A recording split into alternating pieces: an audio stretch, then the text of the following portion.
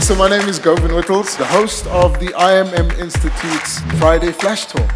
This is the platform where we hope to bring you insightful views on the latest marketing trends. Brands are really flying into their strategy. Convenience and being closer to your customer. Guests who are engaged in helping move the industry forward.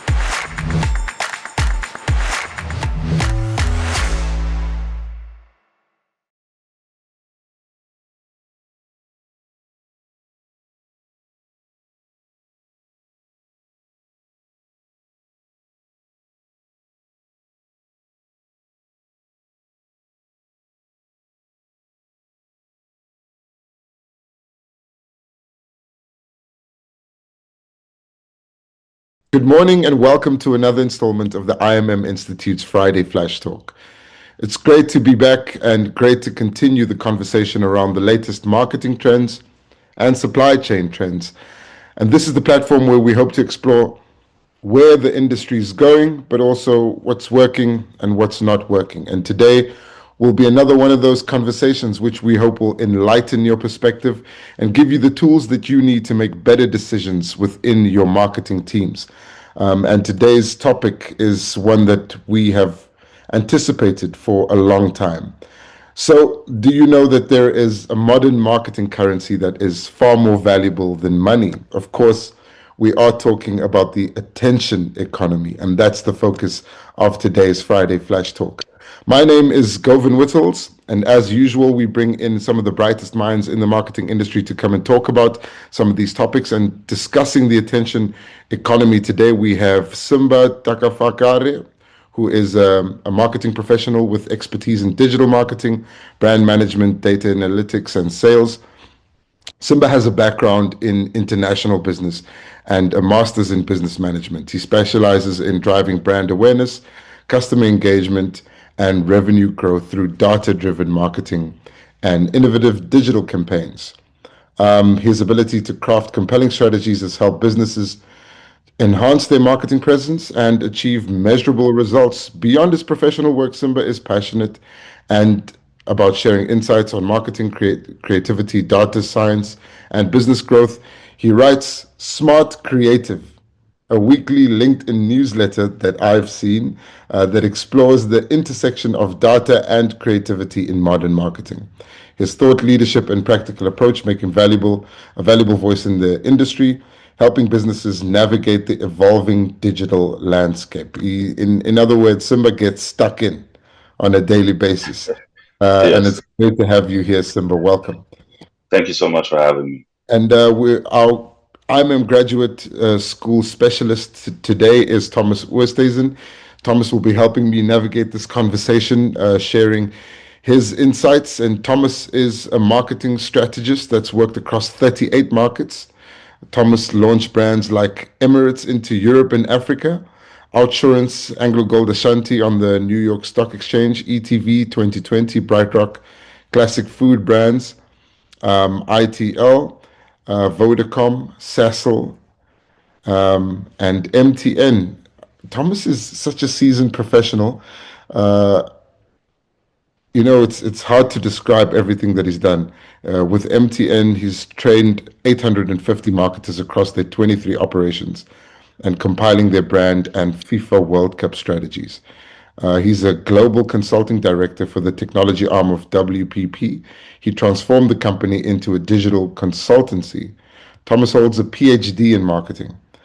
He is a DMI certified digital marketer and holds a certificate in design thinking for production innovation from MIT. He was an external examiner for 33 master's and doctorate degrees and was extraordinary professor at UJ for 8 years. His book, How to Build a Profitable Brand Through Jacana, has had 5 reprints. Thomas, welcome. Thank you. It's great to have you here. I feel much more comfortable knowing that you're here.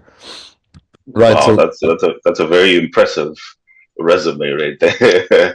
I reckon, Thomas, you're about the most qualified and most experienced specialist we've had on the IMM Friday Flash Talk. And I'd just like to say to the viewers that that's what you can expect from the IMM Institute, bringing the best of the best to come take part in the conversation. Gentlemen, welcome. Thank you for being here. Again, we're talking about a currency that's far more valuable than money in marketing and the economy of attention. Simba, I'll hand it over to you. Just tell us what you think about the attention economy and why it's so important. Um, okay, so the attention economy is very, very important because if throughout history, the way this all started is I like watching documentaries. I like reading a lot. I like just going deep into what drives marketing and what's going on in the world.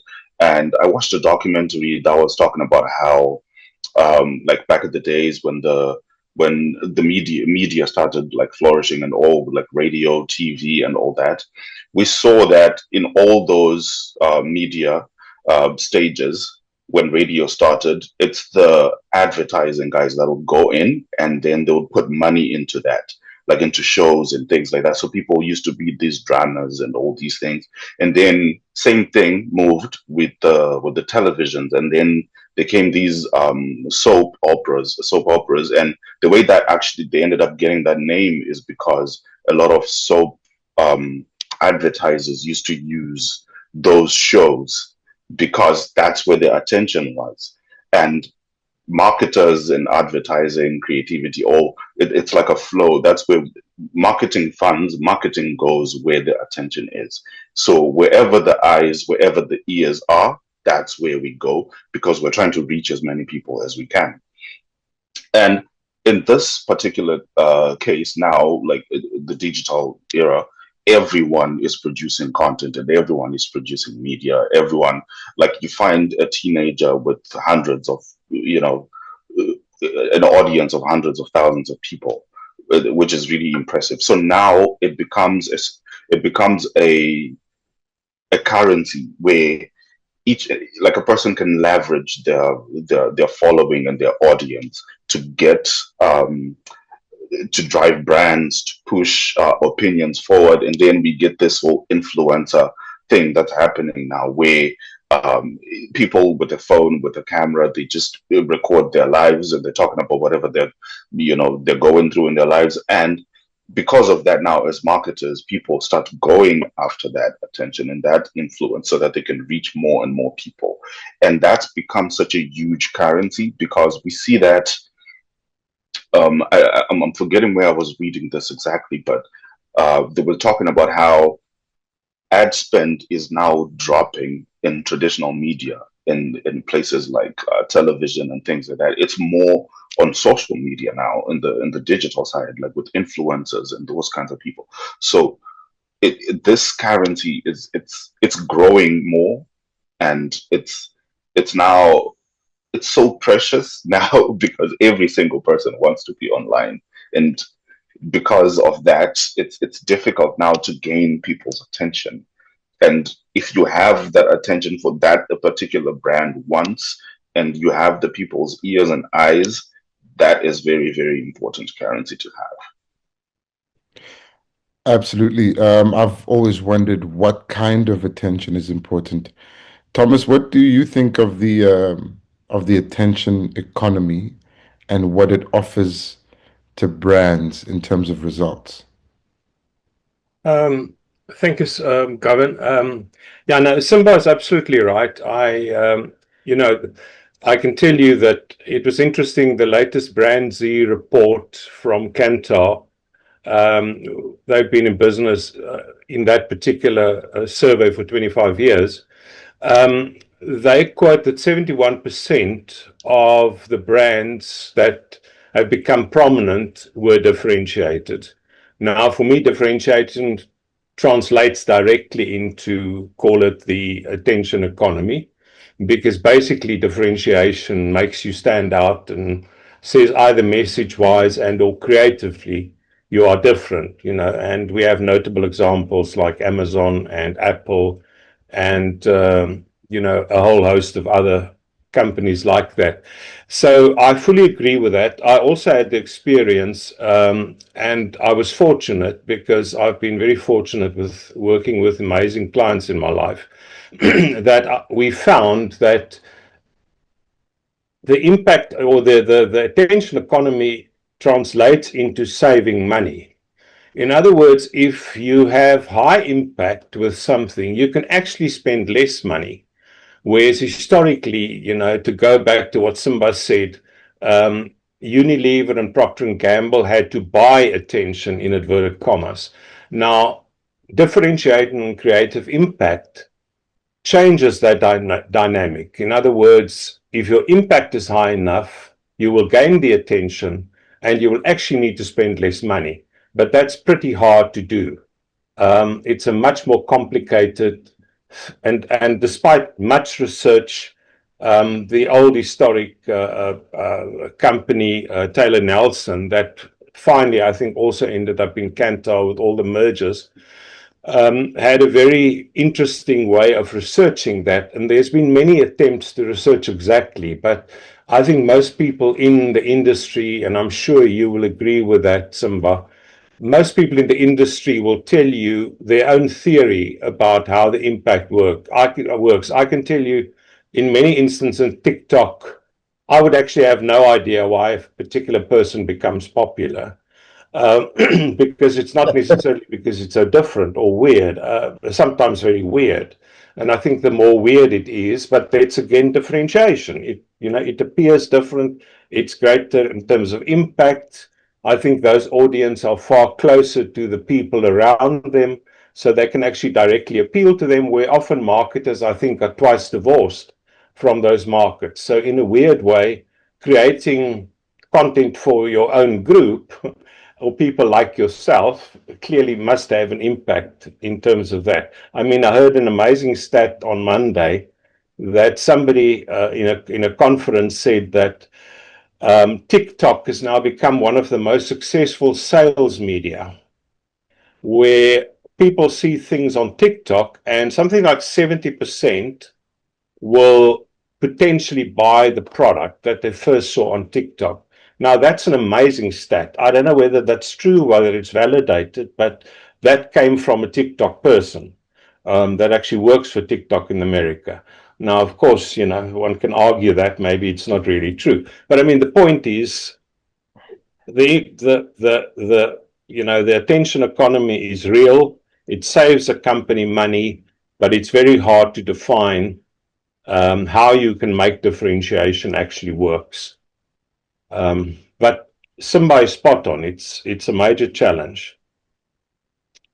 Is the attention economy something that marketers are diving headfirst into, or is it a cautious approach towards it?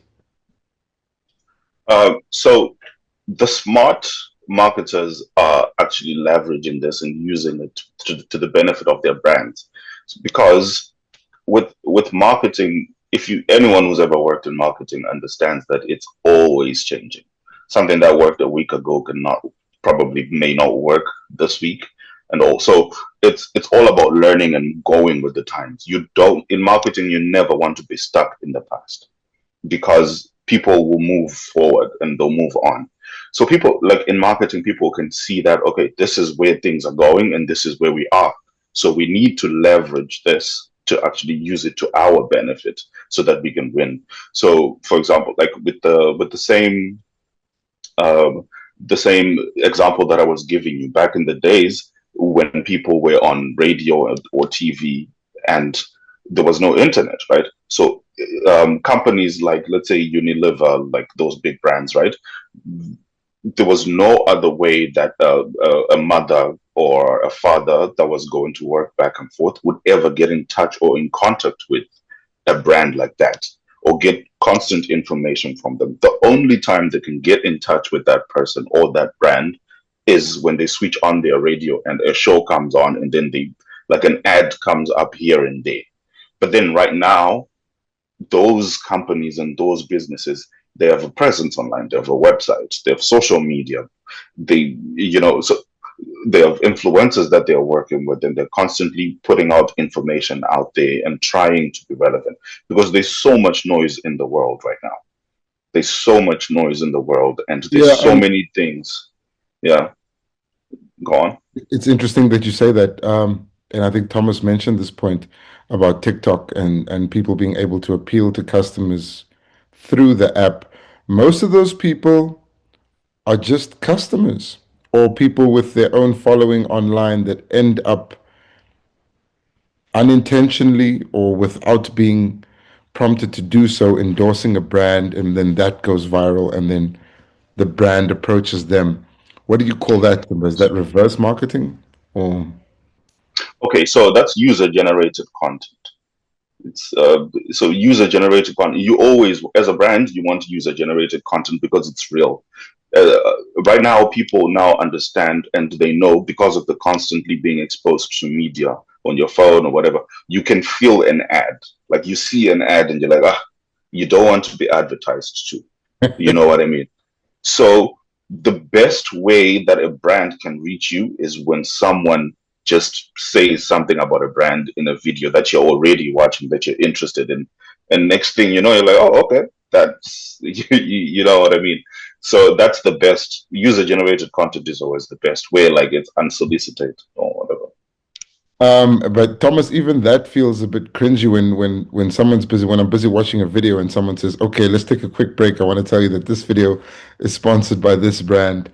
And that's not cool. But if they inadvertently end up picking up the thing, right? So, Thomas, my question to you is: when you use the attention economy, is it best used with traditional marketing strategies, or do you find like user-generated content is a better utilization of the so-called attention economy? Um, Gavin, I think, I mean, user-generated content is almost call it the nirvana, if I can use that word of marketing, but it's not guaranteed. So, in other words, if you can get it, that's a brilliant thing to get, and Simba is absolutely correct. If you, but to get it is difficult.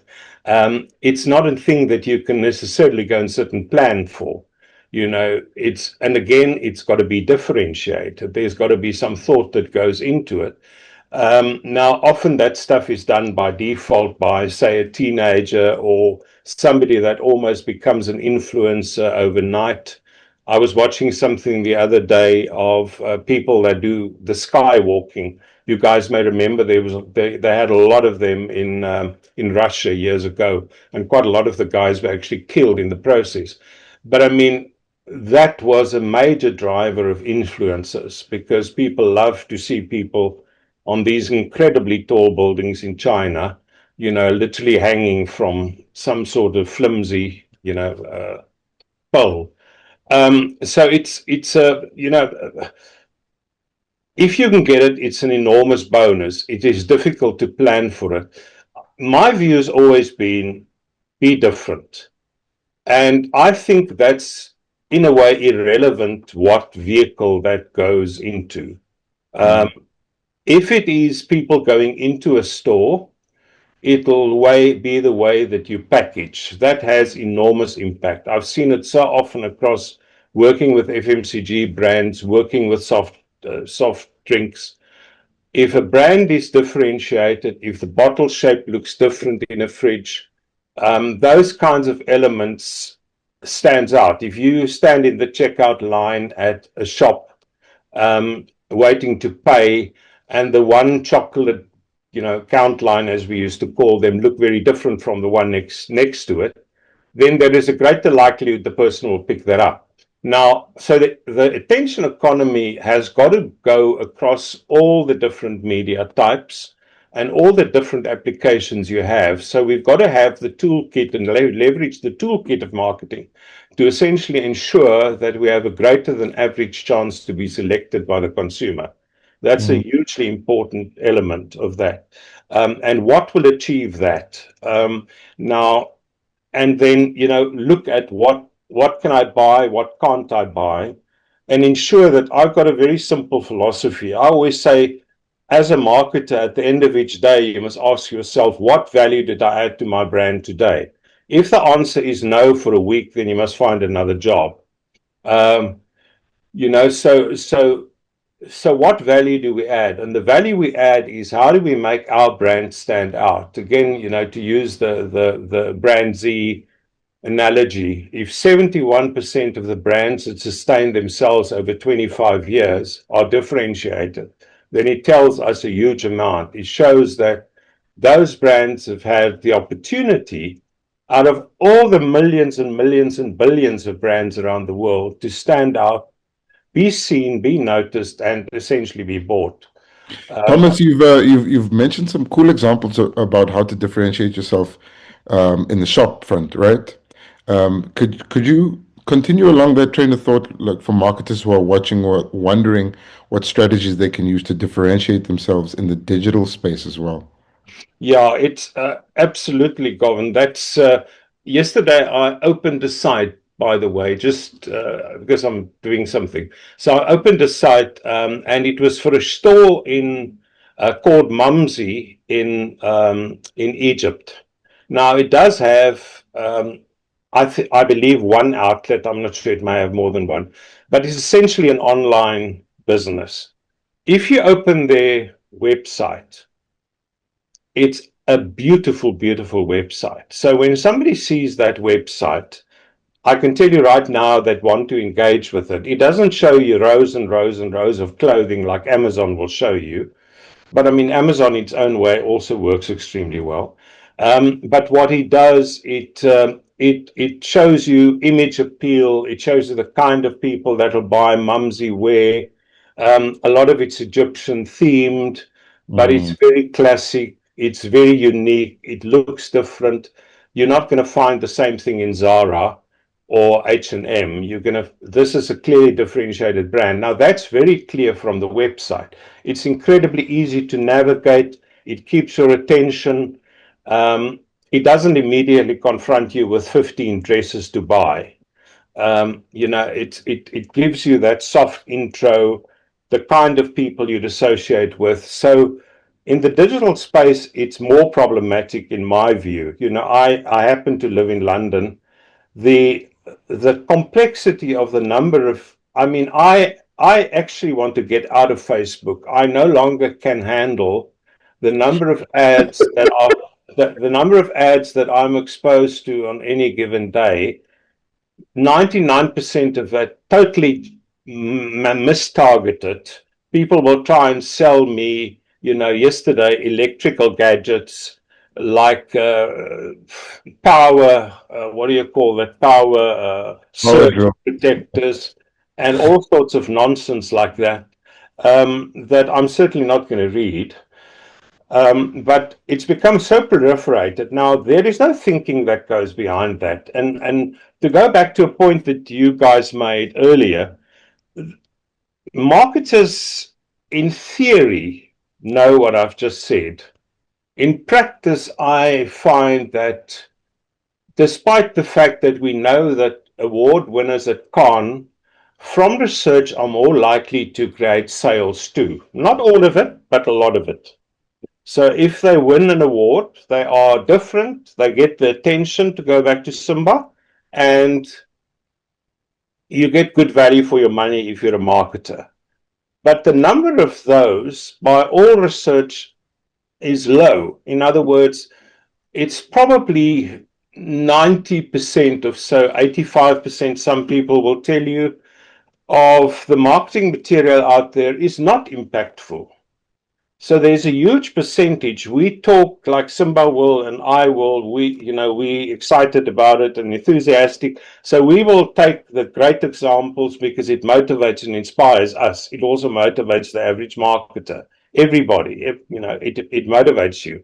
But the point is, there's a vast majority that is not different, and that is a loss of money. In my mind, that's a pure wastage. In other words, it's a company putting a lot of money, hundreds of millions of dollars, at times even billions, into campaigns that are not working as well as they can.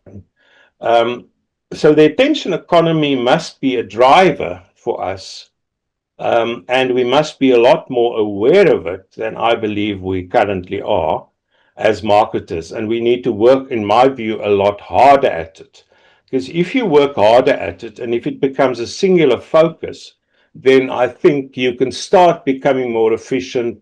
You will create greater differentiation. the sales results will improve. You won't have 3/4, I believe, of companies around the world, major companies, being average performers, not being outstanding performers. So the attention economy, in my view, is a hell of a difficult, thing to buy, but you have to focus on how to buy it. And digital has become enormously cluttered and noisy. I mean, that is why you have guys going back to television. I mean, I'm going to give you one example then, one example I saw last night on Netflix, where I am. Deliveroo is a company that delivers food. um, Not a particular good one in my view, but never mind, they're quite big. Um, on my Netflix last night, I was served an ad. Hi, neighbor, we've just moved into your area.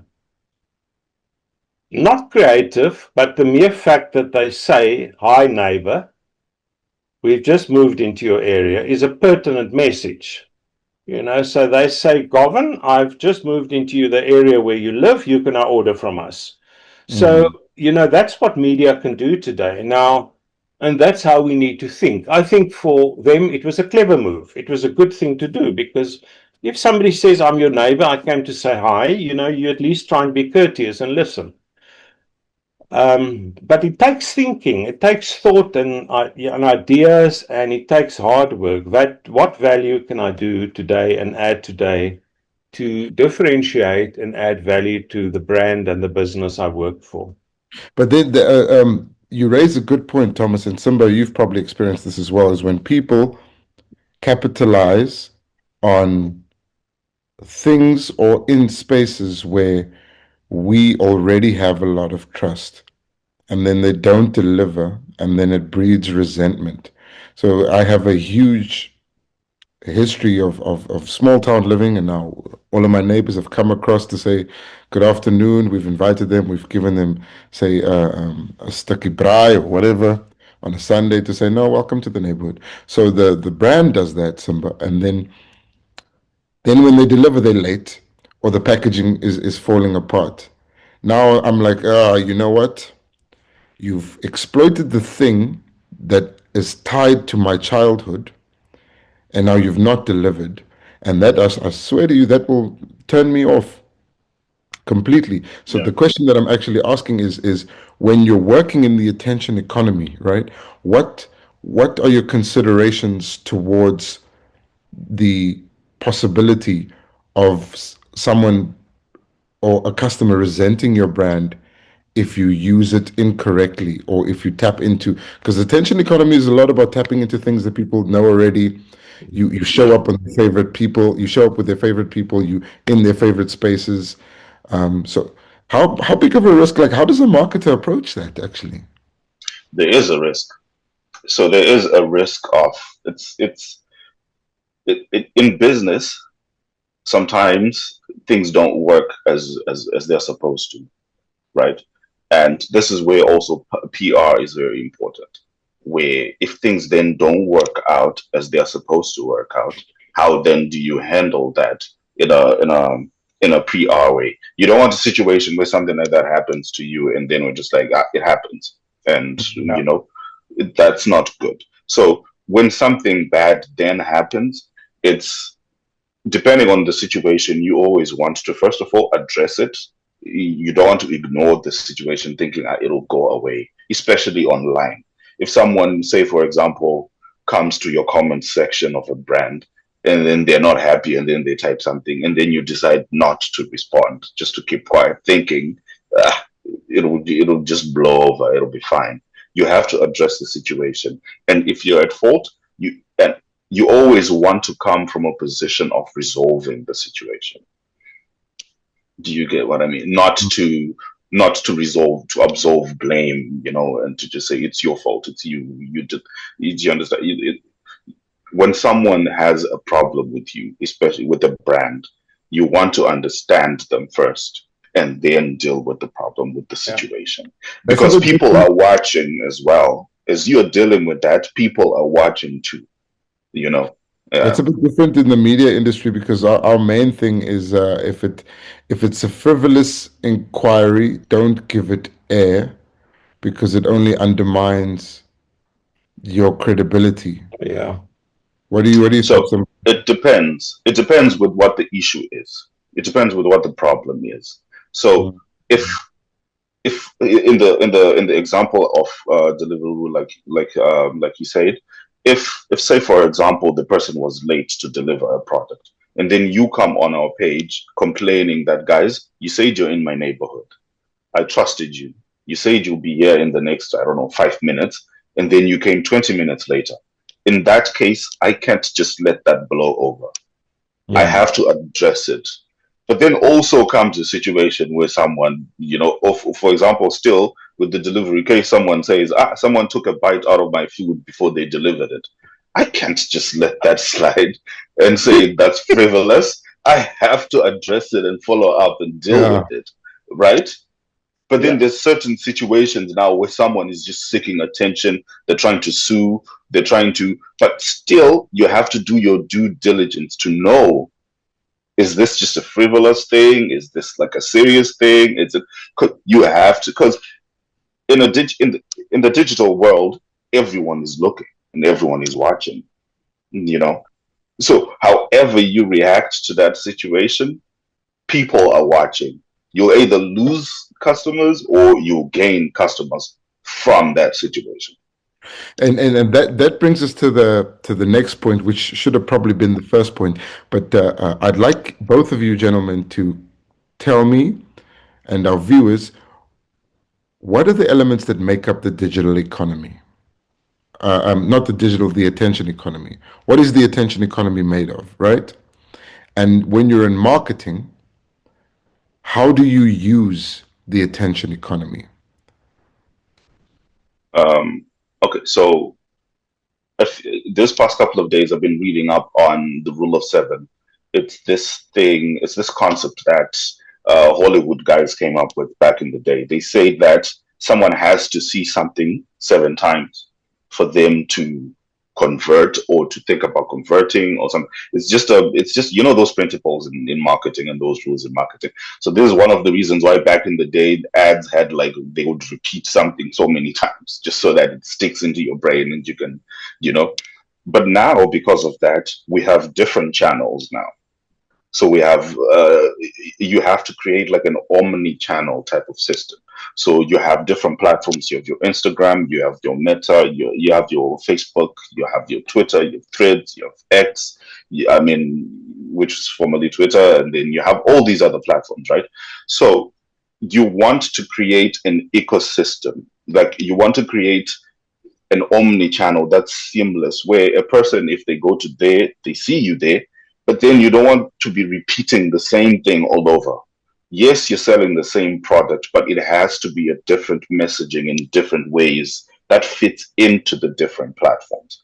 So the way I'm talking to you on LinkedIn should not be the same way I'm talking to you on Twitter, on Facebook, on, everywhere.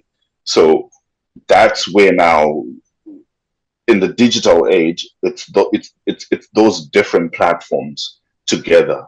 Mm. That's how you now bring it all together in an omni-channel way um to target the customer and the clientele that you're looking for.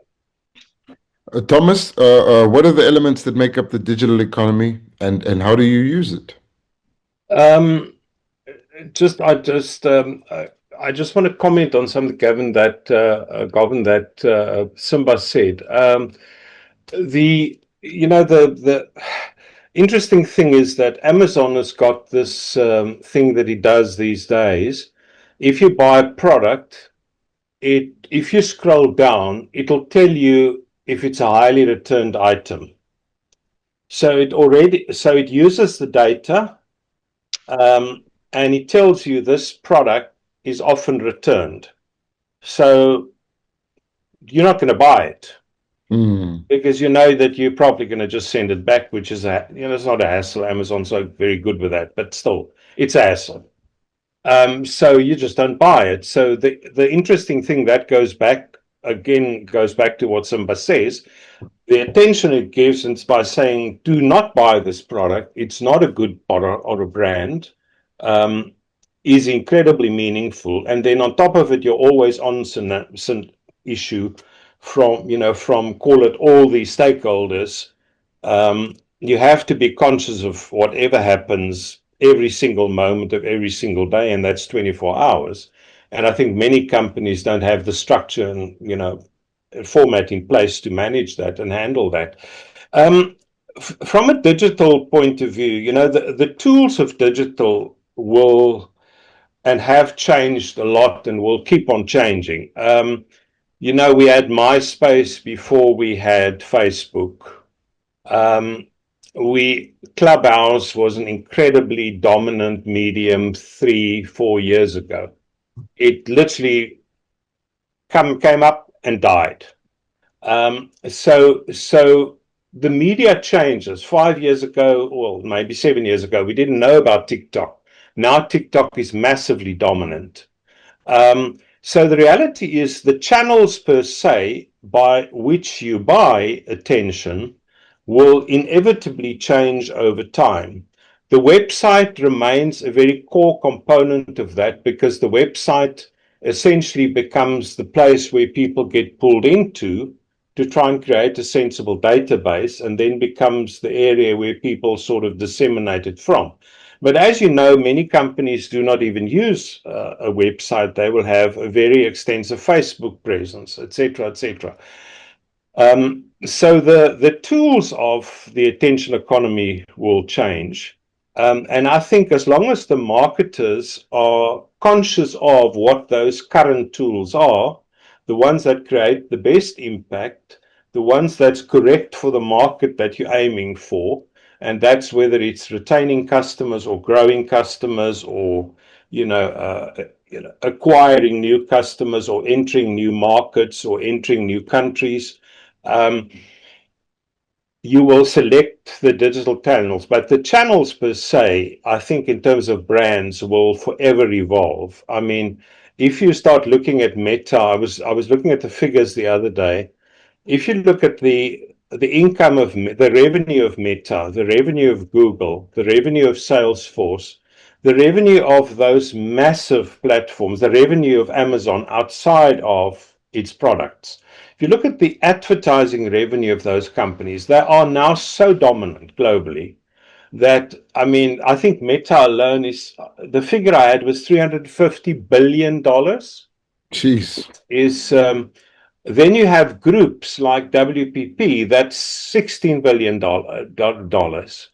Then you realize the agencies have now become such a tiny portion of programmatic buying and the different things and digital media.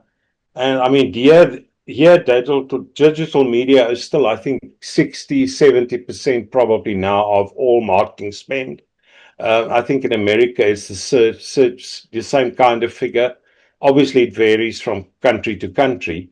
But I mean, the point is, it's going to change by brand. And I think, again, it goes back to understanding your market, knowing what you're aiming to achieve, being differentiated, ensuring that you create the impact in that marketplace with your messaging, the way that you call it, package it, which I call the way that you create it or the creative component thereof. And that's also where, artificial intelligence is a very, very important tool. But as a friend of mine said a couple of days ago, the tool is how you use it. And if you use it in a way that says copy and paste, you are certainly making yourself redundant. In other words, if we as marketers do not leverage AI in the right manner and add our own insight and our own experience to it, AI is not going to work for us. AI will actually make us go out of business. We'll get to the AI component, but you mentioned the programmatic buying, which I think is a good time to bring in the competition in the attention economy. And I mean, obviously, I would think you compete with people not paying attention, so sleeping. Sleep is competition, right? But the other thing that you're competing with is the conditioning of society towards tuning out, and that has come as a result of, say, dopamine feedback loops, general loops, doom scrolling, which people are becoming more aware of. People are being prompted to go out of the spaces where they would usually get the advertising. So when you just talk to me some about these, about the say prevalence of the awareness around the dopamine feedback loops, around doom scrolling, and that how that affects marketing in the attention economy.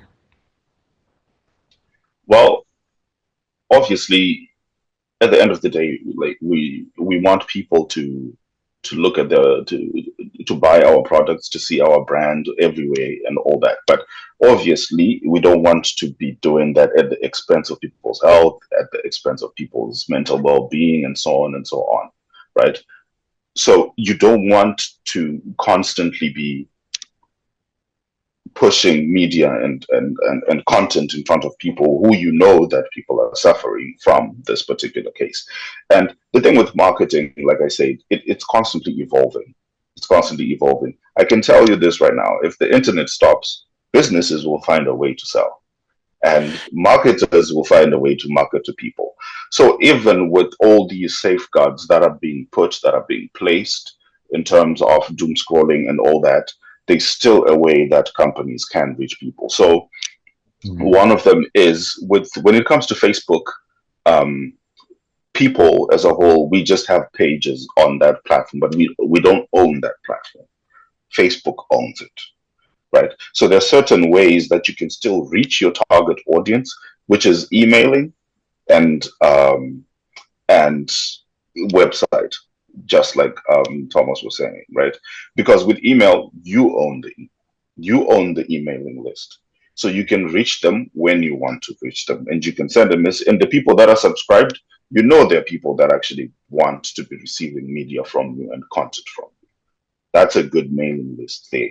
But when it comes to now social media and all this, it's constantly changing, and people are putting new rules and all that. Yes, you want to maximize on what's there at the moment, right? But at the same time, you want to be building your mailing list, because these are the people that want to be receiving your media. These are the people that want to be hearing from you. They want to know if you're releasing a new product. They want to know if there's a discount, if there's a promotion, or if you're just telling them how to use the product or whatever. They want to know that, as opposed to social media and all. This is where you actually seek those people, like your core people, your core audience. That's where you want to grab them, and then you want to create a mailing list where you know these are our diehard fans. You know, yeah. Yeah, one thing I've realized in marketing is that mailing lists are hugely underrated, and that they're very effective. Thomas, what do you think Yeah. of I've realized maybe doom scrolling is a triggering word. Let's call it an infinite scroll. Yeah, Uh, yeah. Yeah, I mean, just to go back for a second to what Simba said. Yeah, emails, despite everything that people may think, and the fact that we all get tired of spam, is still a very effective way to sell. It's still one of the digital media that's got a very effective, sales rate. So, which sometimes I think sounds contradictory. I think you're absolutely right, Govan. What happens is the plethora of messaging on social media means your scrolling becomes incredibly fast and almost intuitive. And the younger I think people are, the faster they scroll. So the dopamine issue is, I think, very, very real. I mean, that's something that I am reading more about because I see more of it being mentioned now, because it's like gambling. It's like using drugs. It's like becoming an alcoholic. Once people stop, they just can't start. They just can't stop. The difficulty is marketers also, because, social media makes access to marketing easier. I mean, the three of us can advertise ourselves if you want to. Now, 20 years ago, you couldn't do that. You had to be Unilever or APSA or Standard Bank or MTN or, Emirates or, British Airways to buy your presence. Now we can all advertise. The little shop on the corner can advertise. So with the result, the number of messages out there has multiplied because the access is easy and the access is greater. So I think people are looking increasingly, and we see the figures. I mean, there are more CEOs asking now, is digital media working for us? And the reason is people are still debating the attribution, or, I mean, Simba will know this. People are still debating how attribution is measured. Marketers are amazing at not getting on about words. And I find that quite peculiar, if I can state it as simple as that. We argue about words and what we call things. I mean, what was like 300 definitions of a brand. Now let's be real. If your doctor can't agree about where your colon is, you have a real problem. So if we can't agree on our own terminology, how do we want the executive team to like what we do and agree with what we do? So the effectiveness issue is being asked. So I think people will increasingly look at effectiveness. Now, I attended a seminar also a while ago on social media, and the interesting thing is the marketing head of Pinterest that many of us hardly use. I do have a Pinterest account, but I really hardly use it. And their research shows, very much like TikTok, that people become very obsessed with Pinterest. It's very female biased. It's a particular age bracket, but the number of people that then buy through Pinterest is very high. So I think we're going to probably see more and more to get away from the dopamine issue to the extent that it just becomes noise, that people will start focusing, because CEOs and CMOs are going to start asking, is this budget I'm putting towards digital actually working? And they're already asking this. They're already saying we've now swayed the budget from this percentage of digital to this percentage of digital. And are we getting the return? It's all very well, and the world is doing this, but are we actually getting the return? We can't even agree on the measures yet. So I think that the challenge is going to become greater, and the issue becomes more difficult the more, in a way, scrolling almost become an automated process. But again, the attention economy is at work, because if something is interesting and it stands out, you're going to see it. If the navigation is good, you're going to see it. If it's a visual image and it's a moving image, you're going to see it. I mean, you guys have seen instances where, for instance, I mean, I saw a LinkedIn post a couple of days ago, an ad that literally spilled into the bottom of the copy, a wave that spilled into the bottom of the copy. Now, you can't not notice that, because it's different. It looks different. It stands out automatically. It's moving. Whereas everything else on LinkedIn in that sense is stagnant. So all of a sudden you're seeing something that attracts attention. It goes back to. Yeah, I guess, it's a very interesting point. And I guess the question is, how good are South African marketers at differentiating their brands? I mean, how do you rate us? I think you have a really good perspective there, Thomas. I think better than we realize. I'm not biased if I say this. I think you often have, I'm a great believer that Africa needs to fill its place in the world, that it needs to stop looking at the US and all sorts of other places as dictating and telling, Africa what to do. Africa needs to find its own place in the world. And I think that's an incredibly exciting thing. In my view, South African marketers are exceptionally good. I have seen of the best marketers in South Africa. I've seen of the best marketers in places like Nigeria. I mean, Simba will know in Zim there are unbelievable marketers. I had a colleague that worked with you for many years. I think he still works for Ford in South Africa. He's exceptionally good, and he's from Zim. I always used to joke with him and said, you speak better English than I do. I'm very unhappy about this. But the point is, Africa is good at marketing. I think there's a chip on the shoulder of many European and American people because they're more arrogant. They grow up in a more arrogant way.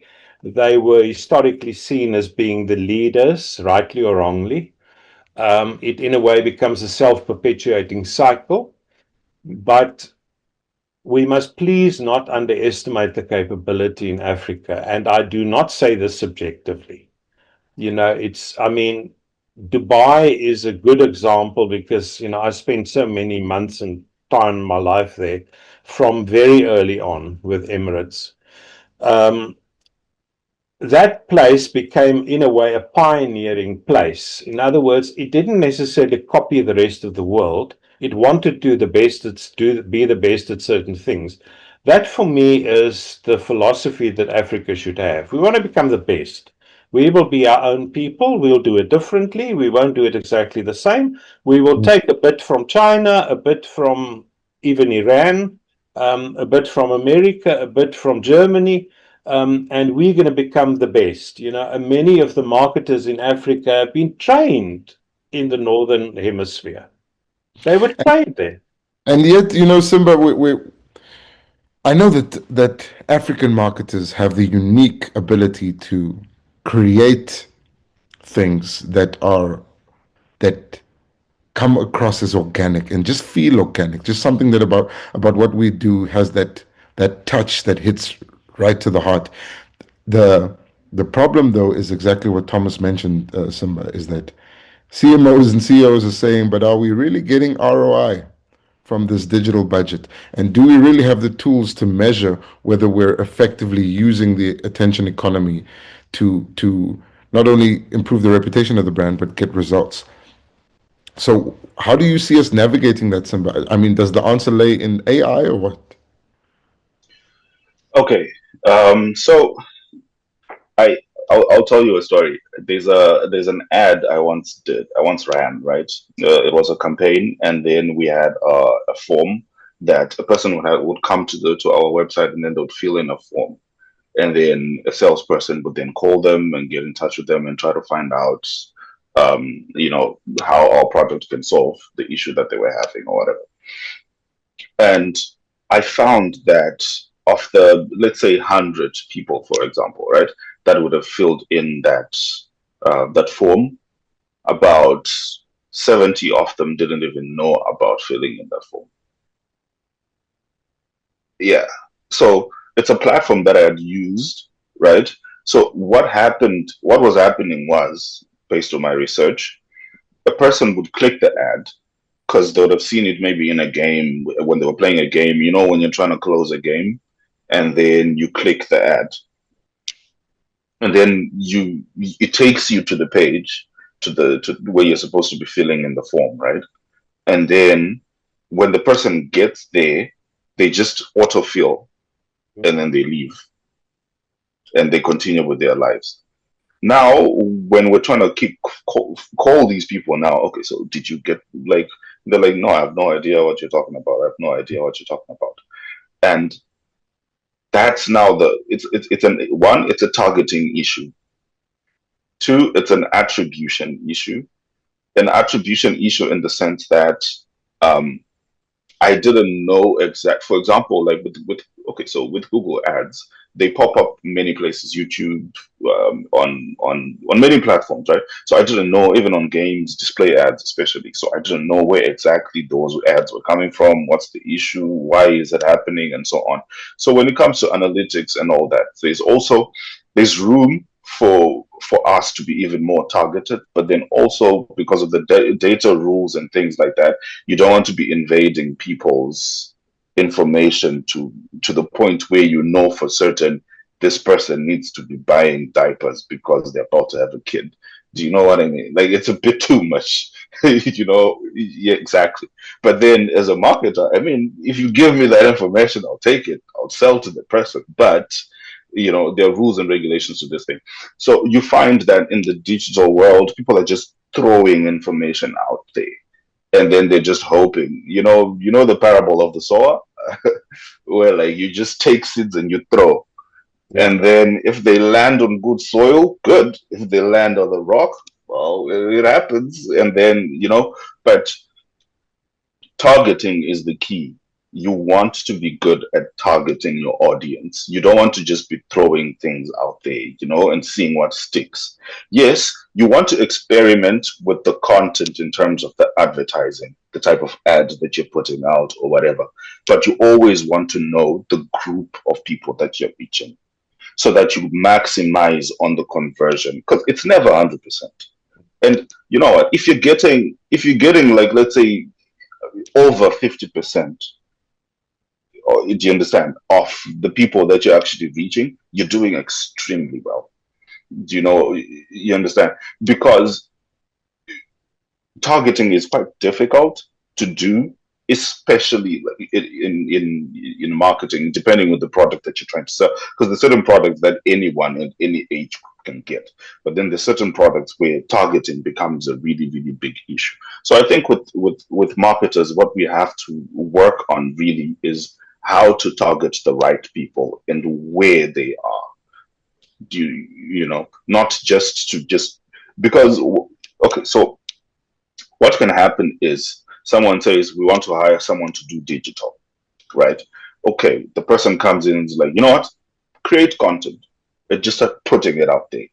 So you open accounts on all the platforms that you know of, and then you just start posting things there as much as like maybe every day or the 5 days or whatever, and then you're putting out the adverts and all that stuff, right?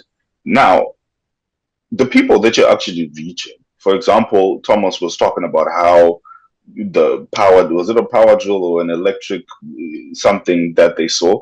How is that targeted? Like, that has nothing to do with, for example, like you see like on your feed someone is selling a dress. Obviously that's not going to convert unless maybe you want to buy for your significant other or whatever, but then the percentages and the chances of that happening is not. So what we need to work on is the targeting. And what I'm hearing from this is that it's just more wastage because each Yeah. of those promoted ads have been paid for. I Yes. sense here that a lot of money is wasted on the attention economy. Unfortunately, we're running Yes. out of time, and gentlemen, this is something that I see marketers can talk about the entire day because it's that crossroads of wasting money and utilizing campaigns more effectively. Yeah. And that I think is something that we've explored ad nauseum on this platform. Before we go, Thomas, I'd like you to give me your takeaway topics. If there are 2 things or 3 things that you think marketers should keep in mind when they're experimenting in the attention economy, and trying to get better results, what would those be?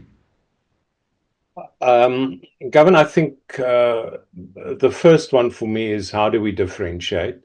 In other words, and differentiation lies in the messaging, the creativity thereof, the platform you may use, whether it's digital, a particular channel in digital. We need to differentiate that, whether it's the packaging in store, whether it's the point of sale, whether it's the kind of sponsors or eventing. We know that sponsors are more successful when they take ownership of a particular event, like the MTN Sevens used to be very, very popular. So differentiation is key, and I really think marketers need to work a lot harder at that, and they must become, in a way, agnostic about the expression channel they use, because they must also look at that as being differentiated. Because otherwise, you're absolutely right, it becomes clutter, and then you're certainly not going to sew. Like, I was sold a wedding dress about 10 years ago by Debenhams that used to be a retailer here, only because I bought from them clothes, men's clothing once. So, I mean, that is so badly targeted, but it happens all the time. Then the second thing on that is, we have the tools to test targeting. we have the tools. We have the analytical tools to do it. We're not using it enough. The old story about A/B testing, which in historic marketing terms would have been called experimentation, that could be done historically by people like Procter and Gamble and Unilever and J&J. Now we can test it much cheaper, much quicker digitally, message-wise, channel-wise, etc. It doesn't have to cost us much money. We can test it. We can immediately get the analytics, and we can refine it and have a better target and a better campaign. We can adapt the messaging. All of this can be done through the data that we now have. We have access to it. We're not doing it enough as marketers. I mean, it's amazing how little we use that still. And then I think the issue that for me is a very serious problem. We know that about half of many categories that's sold on places like Amazon are dealer-owned brands. They're owned by Amazon. They call them all sorts of names. I think 40+% of all batteries sold on Amazon are made for Amazon. So they will call them all sorts of different brands none of us have ever heard of. So from a brand point of view, the challenge is becoming far greater, because how do I now convince somebody to buy an ever-ready battery if they can buy another battery at half the price? So this is becoming a real challenge. So the attention economy is going to get much harder with more noise. Have all the streaming media having to put more ads in because they're not making enough money. They can't find more subscriptions. You guys know about DSTV and the difficulties the guys have had. I mean, Netflix has faced similar issues. So the attention economy is going to become very, very challenging. And the only way, in my view, is to educate yourself and gain the insight as a marketer to try and do your job better. Without that, we're not going to add value to the business, and the CEO and executive and the board will keep on asking, show me the money. Yeah, it's a golden goose who doesn't want to poop. Yeah, exactly. Simba, what do you think are the main takeaways here for marketers? Keep in mind that marketers also, they come to this platform hoping to find new strategies, but also hoping to change how they operate in order to do better. The key thing that I would encourage people to do is build your mailing list. Build that emailing list, because listen, if you're receiving emails into your inbox and you're not unsubscribing, you want to be there. That person in your emailing list that's not unsubscribing, that person will buy from you. That person will they will listen to your story, and those are your customers, definitely. So your conversion rate with those people will probably be higher than on any other platform where people are just randomly seen. So that's the first thing. The second thing is the targeting. We need to do better when it comes to targeting our customers, our people. And we need to do better when it comes to learning the kind of story, and like you were asking about differentiation. You want to tell your story, like your brand story, because that's the only way you can be unique. Your brand story. You don't want to have a situation where someone is you're trying to copy another business, another brand, look at the core story of the brand that you're selling, the core story of the product that you're selling, and tell that to the people. Chances are higher that you'll have a following of that story, based on that story, than anything else. And another thing that I want people to take away from this whole attention economy thing is, you want to be bringing value to people.